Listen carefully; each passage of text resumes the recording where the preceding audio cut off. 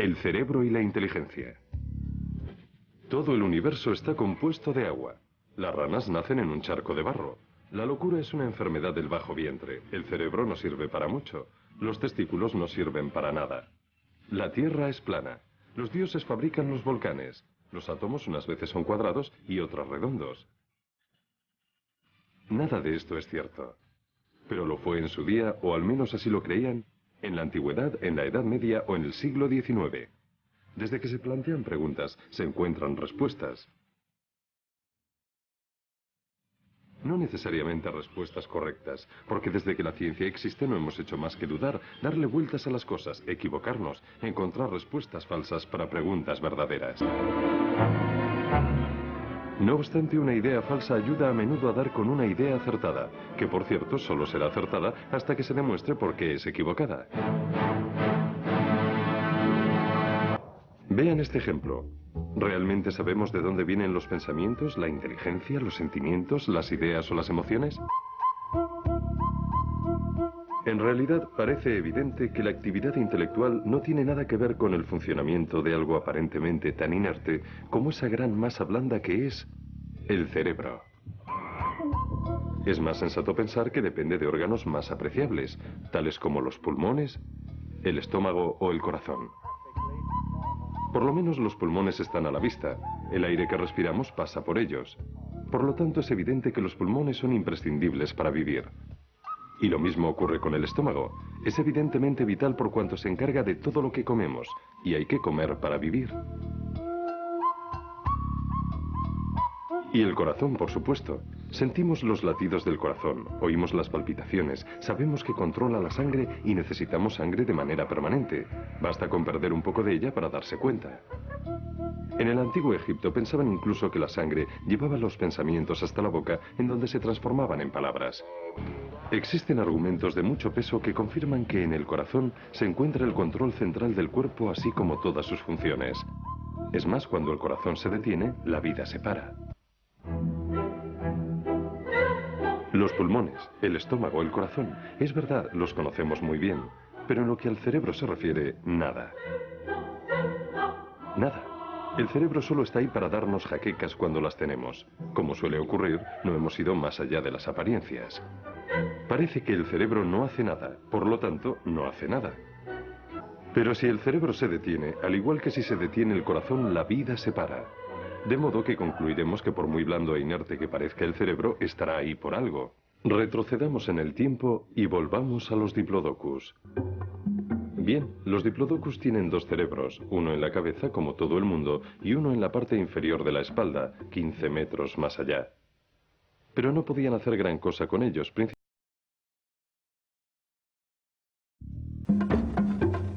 Algunos insectos también tienen varios cerebros, como por ejemplo la mantis religiosa, y esto les permite hacer varias cosas al mismo tiempo. Los seres humanos solo tienen un cerebro igual que las musarañas y los gorriones. De hecho, es mejor que los humanos sean humildes. La prueba, cuando los pájaros se someten a pruebas de inteligencia teóricamente preparados para niños de 4 años, ¿saben lo que ocurre? Pues que en algunos casos obtienen mejores resultados. Y es más, los niños ni siquiera pueden volar. Y además montan un numerito si se les da gusanos para comer. En fin, la mención más antigua sobre el cerebro se encontró en un papiro egipcio de 3300 años en la necrópolis de Ramsés II en Tebas. Se trata de un tratado de cirugía que describe el daño originado en las fracturas de cráneo. En la época de Ramsés II, nadie sabía muy bien para qué estaban las protuberancias del cerebro, pero sabían que cuando se dañaban, las cosas no iban muy bien. Hace 2500 años, los antiguos griegos jamás pudieron imaginar, ni siquiera en sus sueños más salvajes, que el cerebro pudiera ser la sede del pensamiento y de la sensibilidad. Y Aristóteles, el que todo lo sabe, lo demostró.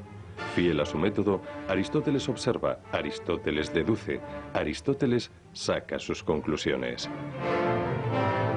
Aristóteles observa que al tocar el cerebro no se produce ninguna sensación, al igual que ocurre cuando se toca el pelo o una uña.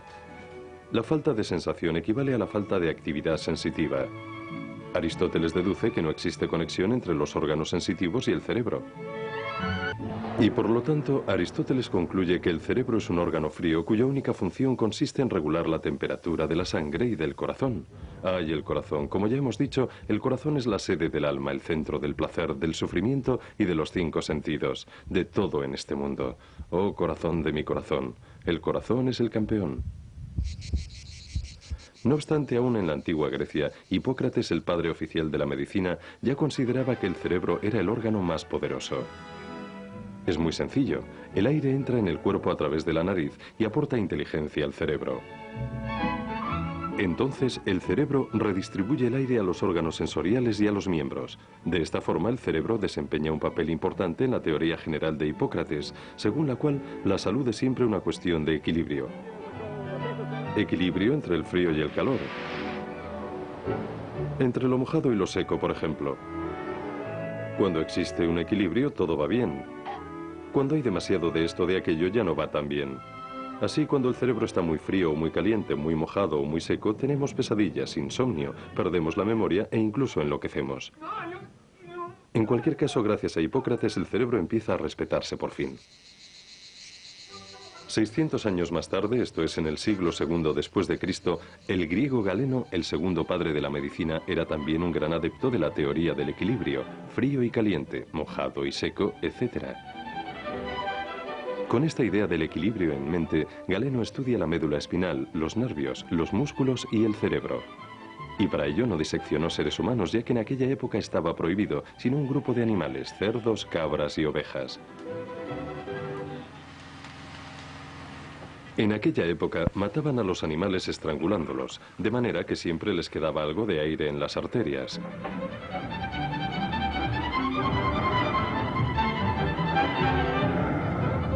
Esto permitió que Galeno creyera que el corazón creaba una respiración que iba hasta el cerebro a través de las mismas arterias. Esta respiración se llamaba el neuma vital.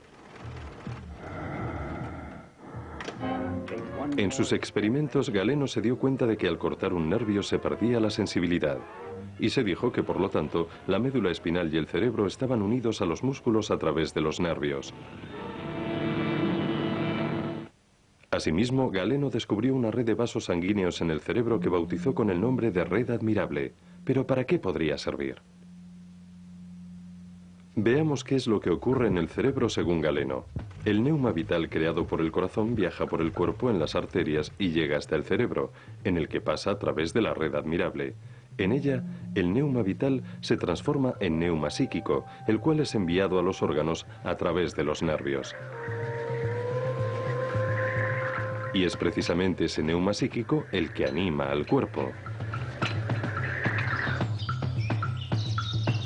Por consiguiente, el cerebro es una fuente de fuerza, y esa fuerza se consigue gracias al buen equilibrio entre el corazón y el cerebro.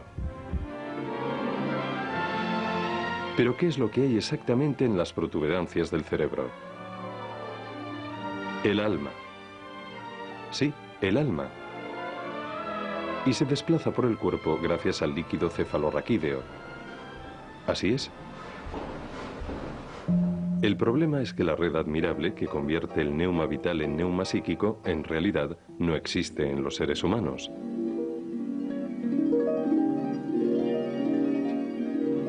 Existe en algunos animales, pero no en los seres humanos. Pero como entonces solo diseccionaban animales, nadie constató este hecho. No existía ningún motivo para creer que el hombre pudiera no tener esa red admirable. Habrá que esperar más de 1000 años hasta que descubrieran que estaban equivocados, ya que aún en el siglo XVI el gran Ambroise Paré describió esa red admirable humana. Incluso el mismísimo Leonardo da Vinci la dibujó con todo lujo de detalle. Cabe preguntarse cómo los sabios más destacados podían describir de esa forma algo que ni siquiera existe. Lo cierto es que la disección humana estuvo prohibida hasta el Renacimiento, y una vez que se permitió no se podían demorar. Por lo tanto, nadie se preocupó en comprobar si efectivamente existía una red de vasos sanguíneos en el cerebro, admirable o no.